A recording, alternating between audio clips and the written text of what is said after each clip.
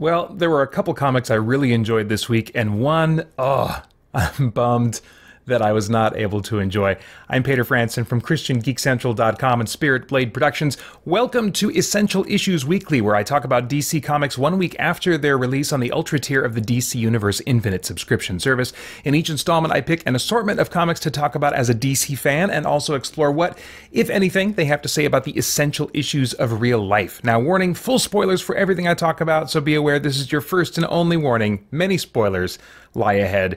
Right now, we're taking a look at comics originally released to the Ultra tier on April 23rd, 2024, originally published March 26th, 2024. First from that list is The Flash, number 7, which brought me to the place of realizing that this is now a skimming title for me until one or both key members of the creative team change, either the writer or the penciler, and the reason for that is it's just not the type of storytelling, specifically Flash storytelling, that I have come to expect and really enjoy over the years. It's become much more, I don't want to say cerebral, but conceptual, definitely. Recently, Wally West has gained a power that's kind of like a spin-off of his super speed that allows him to shift between dimensional realities or something like that. And I have historically really liked, ever since the introduction of the Speed Force, how super speed gets leveraged to basically mimic a number of other superpowers you wouldn't expect super speed to be able to mimic. I find that creative use of super speed really cool. But the core of the Flash is still moving fast, running fast, doing things at super speed, and the story that we're in right now has almost left super speed activity behind in favor of walking around in strange dimensions and dealing with these alternate realities and this really kind of I was going to say heady, but I don't know that it is. I think a number of the conceptual stuff amounts to science fiction technobabble, and some of that is even called out by characters in the dialogue in issue 7 of The Flash. So if you combine this very concept-driven thing, storytelling, when I really prefer character-driven, take me in the minds and the hearts of the characters, what they're thinking, feeling, caring about, that gives a sense of stakes to the action. If you tell me that, like, the dimensional axes of the multiverse are trembling and they are at risk and they might go completely off kilter and dissolve, I'm like, I don't really know what that means. I don't really know why I should care about that. Yes, it sounds earth-shattering, sounds multiverse-destroying, but why should I care when Wally and the other characters don't seem that concerned about it? They're just talking about the theory of it. Now, that is an unfair exaggeration of what's actually going on, but it is what I am feeling about the experience of reading The Flash recently. So if you combine that conceptual stuff rather than character-driven stuff with the fact that there's just not near as much super speed action going on. I don't even necessarily mean combat. I just mean like cool art depicting super speed things happening with lots of those electricity trails behind characters and cool other effects and stuff. I mean, The Flash just for a while now has not been what I go to it for. And despite loving Wally West and loving the focus on Wally West, this is not what I've enjoyed Wally West for either. So sadly, until one or both elements of the creative team change, this is a skimming title for me, just so I can kind of track with basic continuity beats, and then hopefully it'll go in a direction that I enjoy more soon. Next up would be Green Arrow number 10. Now, this is a character in a book that, unlike The Flash, I would not expect myself to enjoy, because I've typically not been into a lot of street-level characters, and I find the whole bow and arrow thing, when I step aside from it for a second, a little bit ridiculous, just kind of like Robin Hood or whatever. But he's always been a character that I've wanted to enjoy, I've wanted to appreciate more, and I think they have settled him into a story here that I'm like, okay, this I think I can get into. The first, I guess it would be 8 issues of this run of Green Arrow. We're dealing with a lot of cosmic stuff. we're trying to give, I think, in some ways, a crash course reintroduction of his surrounding cast, because like some other characters in the DC universe, he's fathered a number of children and had a, excuse me, a number of relationships, and they've become supporting cast over the years. Some of them replaced him as Green Arrow for a number of years, but now they're all being kind of brought together into an ensemble cast, and I really like that vibe. That's something that I really loved about The Flash for a number of years and other DC books. But all the cosmic stuff, I was like, I'm just not into it. That's not what I want Green Arrow for. But now that he's returned from his cosmic adventures, and there's still some reconnecting with family that he wants to do, both pieces are in place. The relational, character-driven stuff with the family-centered elements, and then also the more gritty street level, well, not even street level, because it's not like I want him fighting, gang members and stuff. That feels a little bit pedestrian, but Amanda Waller has entered the story. And I mentioned this when I talked about issue number 9. And she has something that Green Arrow wants, and basically he wants to find Roy, his protege, his sidekick, who he thought was dead. We had reason to think was dead because of the events of Heroes in Crisis, which in the last 5 to 10 years has become another one of my favorite miniseries or crossovers or whatever you want to call it, just because it gets into the really heavy emotional side that you would realistically expect heroes are dealing with in their line of work. But anyway, he died in the events of that, but has been brought back. Maybe that's made clear how elsewhere, but I don't know, and I think they're going to probably explain that as Oliver Queen learns in reuniting with Roy. Anyway, he wants to be reunited with Roy. Amanda Waller can make that happen, but he has to help her, and what she wants, man, I didn't even really appreciate the ramifications of this, or even what she was talking about. My memory hadn't been jogged yet when I finished reading issue 9. But she wants all the data files from Sanctuary. If you're not familiar, in the Heroes in Crisis storyline, we find out that Batman, Superman, and Wonder Woman pooled their resources and their know-how and all that they could bring to the table to create a refuge for heroes who basically are experiencing PTSD or other forms of just trauma that they're needing to deal with as a result of constantly being in these harrowing, life-shattering, earth-shattering situations. They created this place where heroes can go to basically not only get away from their normal routines for a while, but also receive counseling from an AI program that is capable of providing that, while also, because it's a machine and stuff, keeping all of their deepest secrets and sharing of their heart secret, and so they can really open up fully to this Sanctuary AI.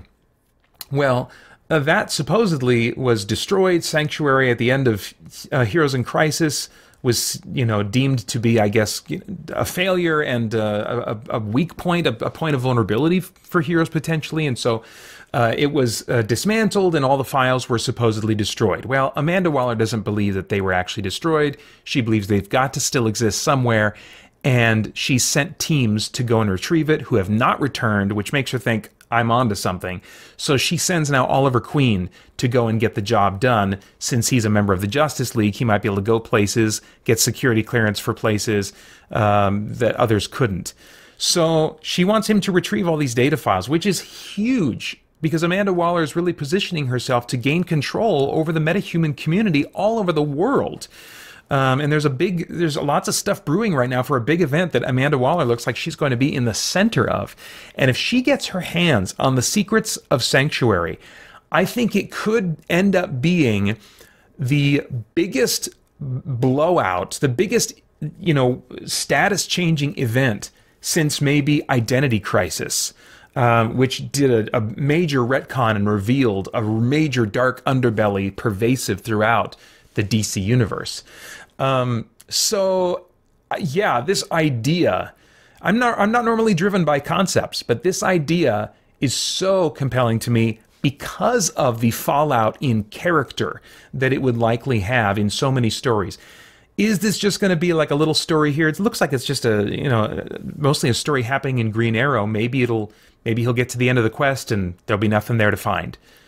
But I hope that he does find it. And I hope that it does get in Amanda Waller's hands, because that would just be horrible for the DC universe. And I can only imagine the great gripping stories that would come out of that. So anyway, in addition to that, this story arc is also kind of introducing again some of Oliver Queen's supporting cast. And so I feel like maybe in some ways this is designed to be a new jumping on point for people that didn't connect with the intended jumping on point of Green Arrow #1. So yeah, I think that what's going on started with issue 9. So if you want to start with this story, you go back to issue 9. Yeah, I'm really into what's happening with Green Arrow right now, both for what's happening in his little corner of the world and for the massive ramifications that it might have for the DC universe. You know, we'll see. Either way, I'm very interested. Finally, the Penguin #8. This is where the Penguin now finally is back in Gotham, and he's slowly getting settled. He gets an apartment, and he has a reunion with his daughter. For those who don't know or don't remember, his 2 children, I think kind of illegitimate children, but they have a striking resemblance to him, especially with their noses, have become the crime bosses, the self-proclaimed crime bosses of Gotham in Penguin's absence. Well, he's ticked off, he's back, and he has basically vowed to kill them both. And they certainly want him dead as well. But there's this really interesting scene between him and his daughter where they both, I think, have some weird, genuine affection for each other, even in the same conversation as they're talking about their plans to kill each other. You know, so it's this really intense exaggeration of family dynamics where you can be at odds with each other and then at the same time, you know, also certainly love each other. But man, this is a very, very messed up version of that. What I continue to like in this Penguin book is that they don't really take us inside of his mind. The narration boxes that are kind of sharing what's on people's minds are of the other characters interacting with him. But they really keep his mind a mystery box. And normally that would just go against my instincts. Like, no, I want to be inside the head of the main character. But I think the mystery box works better with Penguin because it makes me wonder how devious, how messed up, what are the dark corners of Oswald Cobblepot's mind that I don't know. And it makes him a greater threat to not know what to expect to come out of his mouth next, to not know what his next action might be, because he'll do some things very suddenly and brutally that catch people off guard because they can't read him, you know? And so I really love this approach to the Penguin that's been going throughout this whole run. I wasn't sure what I thought of it at first, but I've really quickly came to love it, and I don't think I'd want it any other way now. They also continue to build up a bit of Penguin's supporting cast that he was basically recruiting, his specialized, they're way more than henchmen, but specialized members of his team, as I've compared it before, like a heist movie where everyone's like the absolute expert of one thing. And he's got one guy named The Help, who is basically the assassin, the perfect killer of the group. And they play him up to the point where, you know, as Oswald is having a conversation on a rooftop with Batman that Batman accosted him for, Penguin is still completely prepared for this moment. He's got The Help on another rooftop with a sniper rifle, and he's totally got Batman in his sights. And he's in his own internal monologue. The Help is talking about how, you know, he's got Batman has good armor. I mean, he even knows his name. He's referring to him as Wayne. But he says, you know, undoubtedly he's got some good armor, but good armor only means one requires higher caliber ammunition. And based upon the movement allowed to his neck, I believe I do have enough to do the damage required, you know? So it's just like so interesting. Now, this is, of course, in the Help's mind. Does he take the shot? No. If he would have taken the shot, would he actually have taken out Batman? I have an idea that maybe we would find out that actually Batman is even more prepared than the Help thinks, but we don't know that at this point. And so in this moment, the Help just feels completely deadly and like he even has the drop on Batman. And I love that feeling. You need to have a hero that really it seems overmatched by the opposition. And yeah, so I continue to just love Penguin's supporting cast, the way this book is being written. And man, I don't know what's going to happen. I hope that eventually when the Penguin as a character falls into the hands of other writers, they're able to maintain this sense of mystique and threat that Penguin has gained to me in this run. So yeah, just excellent stuff going on as usual in the Penguin.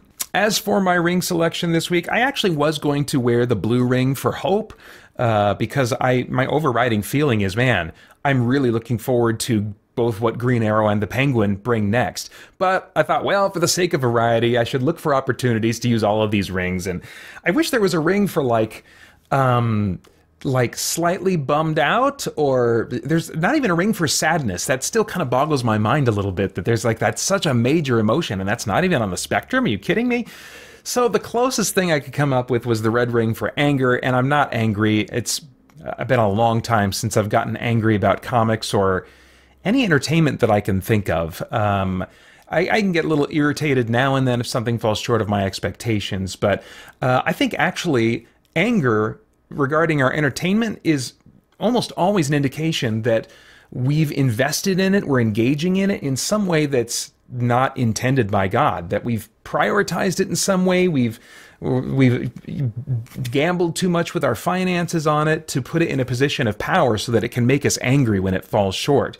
There's some way in which entertainment is taking a place in our lives, I think, that's unhealthy when we are getting angry about it. So it's worth examining that. And you can go to the Christian Geek Central YouTube channel and just search anger. There's a number of videos touching on anger, because I think it is something really relevant to us as Christian geeks. But anyway, yeah, I would describe myself as like, I'm just mildly irritated enough to go, you know, because I do love The Flash, one of my favorite characters of all time. And so it is a mild bummer to see it going in this direction. But I know that eventually another creative team is going to take over, and there's plenty of other great stuff to read, other geek stuff to enjoy. So I'm good for now. But that's the closest I guess I come to getting angry about comic books for today. We'll see, you know, where my heart goes in the future. But I think those are all of my thoughts on comic books for now. Which of these books has your attention and why? Or is there some other book that came out this week that I haven't talked about? I'd love to get your thoughts as always in the comments below. Then I hope you'll check out christiangeekcentral.com and all the content there as we continue to geek out and seek the truth. For more chat about geek entertainment, answers to your questions, and news from the wider world of Christian geekery, get the Christian Geek Central podcast today on iTunes and other podcast services.